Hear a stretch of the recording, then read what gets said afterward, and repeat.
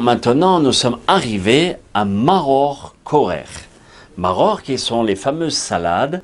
Maror, qui veut dire l'amertume. Alors, ici, nos sages nous disent l'amertume, Korer. Enveloppe-la, roule-la, ne lui permet pas de s'émanciper. Le Maror, l'amertume, fais-la sortir. D'accord? C'est pour ça qu'on en fait un sandwich. Maror aussi, si tu veux t'angoisser et tu veux avoir le maror, n'est pas le maror, ça veut dire la mréroute, l'angoisse sur ta propre vie. Parce que ce qui nous arrive, c'est pour notre bien. Même si c'est difficile pour le comprendre. Comme un enfant, lorsqu'on lui dit non, tu dois aller à l'école, pour lui, c'est la fin du monde. De se lever le matin et d'aller à l'école, même s'il ne veut pas y aller, parce qu'il fait froid ou il est fatigué. Mais nous, on sait très bien que c'est pour son bien. D'accord? C'est pour son bonheur. Pareil.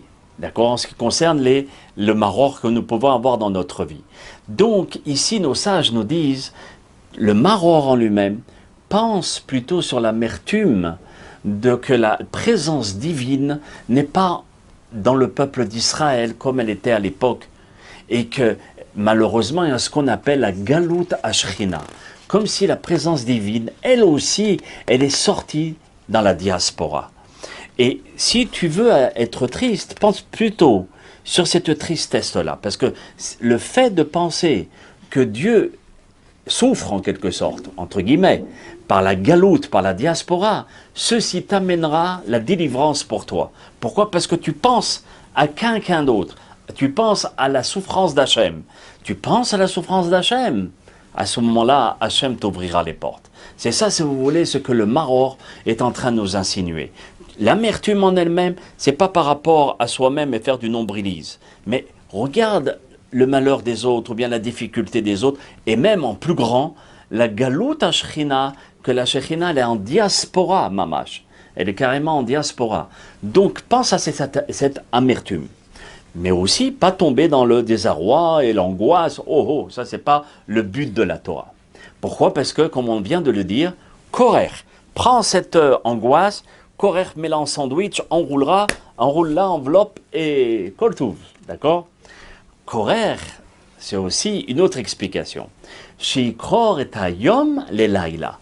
Lorsque tu vas envelopper, tu vas essayer de faire un sandwich entre l'étude de la journée et de la nuit. Et l'étude de la nuit à la journée. Le Ben Ish Chai, Rabbi Yosef Chaim, il dit ainsi. Si malheureusement tu ne peux pas étudier toute la journée, mais tu veux absolument que tu sois considéré aux yeux de Dieu comme si tu avais étudié toute la journée. On veut tout ça, n'est-ce pas? Alors qu'est-ce qu'il nous conseille le Ben Ish Chai? Quelque chose de fabuleux. Il nous dit, avant la nuit, avant le coucher du soleil, assieds-toi, lis les Tehillim, prends un verset de la Torah, étudie selon ton niveau, jusqu'à la nuit. Qu'est-ce que nous avons fait? Nous avons symbiosé le jour et la nuit. Par le fait de symbioser les deux, on accomplit le verset qui nous dit « Ve'agita yomam valayla » tu parleras de la Torah jour et nuit. Donc, Rabbi Yosef Chaim nous dit « Tu as le jour et la nuit qui se sont imbriqués à l'intérieur. » D'accord? À ce moment-là, on considère comme si tu avais étudié toute la journée. C'est ce que nous insinue le Korer, symbioser, d'accord? Faire un sandwich. Ça veut dire tu vas commencer à apprendre la journée, tu la termines avec des livrets Torah, un cours n'importe quoi de Torah. À ce moment-là, Kadosh Baruch Hu considère comme si tu avais étudié toute la journée. Korer aussi, le tsar, c'est-à-dire le Yetzer Hara, qui est symbolisé par le maror. Enveloppe-le, enlève-le de ta vie et ne laisse pas te manger en quelque sorte, d'accord? Même si on mange le sandwich. Le maror, maher me'od lomed ha'adam et ha'chaim. L'individu, de par notre nature, on voit notre vie et on se dit, oh là là, combien je souffre, combien c'est dur. Donc, on met en première place le maror. C'est pour cela qu'ici, nos sages nous disent, essaye de positiver cette amertume qui est une amertume à tes yeux, en disant, Hachem Idbarach ne t'envoie pas cette amertume pour te casser. Il n'envoie pas pour nous casser. Il l'envoie de façon à enlever nos fautes, de nettoyer nos fautes, afin que nous soyons purs. D'accord? Donc le but de cette amertume, c'est pour le bonheur.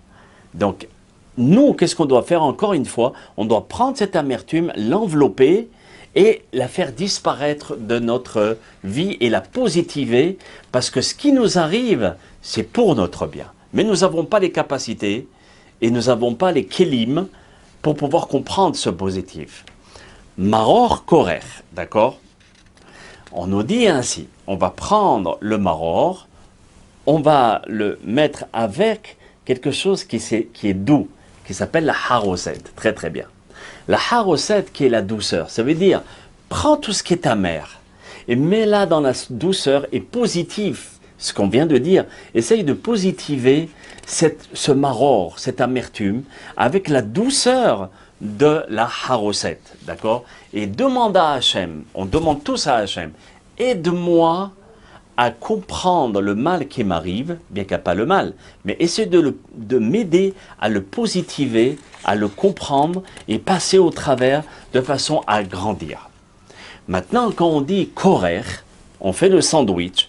Shetikor ha yetzerara ima yetzeratov. C'est fort. C'est comme le Balatania, il nous dit, c'est quoi la grande force? C'est pas seulement de tuer le yetzerara, le mauvais penchant. Shetikor fait un sandwich du yetzeratov avec le yetzerara. Tu les imbriques les uns avec les autres. Le yetzeratov, c'est le bon penchant avec le mauvais penchant. Il faut aussi les deux. Et de façon, lorsque tu vas les mettre les deux ensemble, de façon à servir à Kadosh Baruch Hu, tu as atteint le meilleur des niveaux.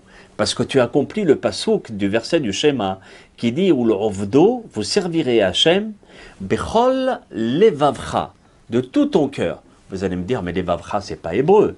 Pourtant, c'est de la Torah. Est-ce que Dieu ne sait pas parler l'hébreu ?» Ici, il nous insinue, la Gemara, il explique « Levavcha, si vous remarquez, il y a deux bêtes. Lev, vavcha. Nos sages nous disent tes deux cœurs.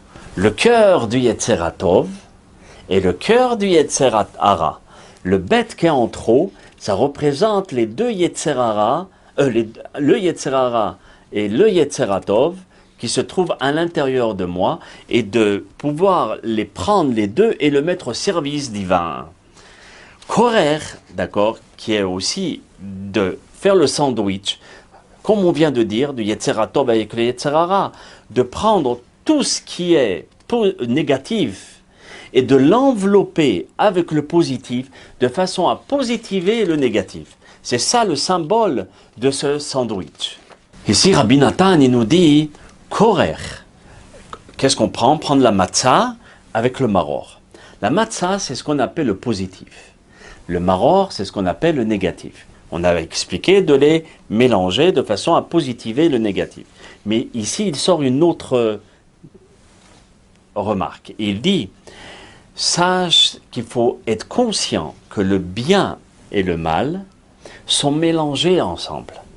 Et qu'il faut être très vigilant de ne pas se faire avoir lorsqu'il y a des idées qui nous sont lancées. Parce que dans les idées, il y a le bien et le mal qui sont mélangés ensemble. Donc maintenant, une autre explication sur le korer. On prend la matzah, korer qui veut dire le sandwich. On prend la matzah avec le maror. La matzah représente le bien. Le maror représente l'amertume, ce qui n'est pas bien, le rat, le mauvais. Ici, nos sages nous disent, écoute bien, dans la vie, malheureusement, depuis la faute de Adam Arishon, le bien et le mal se sont mélangés ensemble. Et c'est quoi notre rôle? D'essayer de dissocier le mal, de l'enlever du bien et de le garder. Et c'est ça, si vous voulez, dans tout ce qui se passe autour de nous.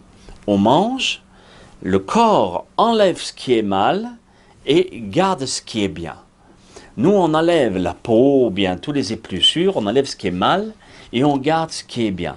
Dans tout le système, c'est d'enlever le mal et de mettre le bien. Et c'est ça, si vous voulez, le symbole du korer, de ce fameux sandwich, où nos sages nous disent, tu vois, le bien et le mal, il est mélangé ensemble. N'oublie pas qu'une de tes missions, c'est de dissocier le bien du mal, qui était malheureusement une des fautes de Adam et Chava.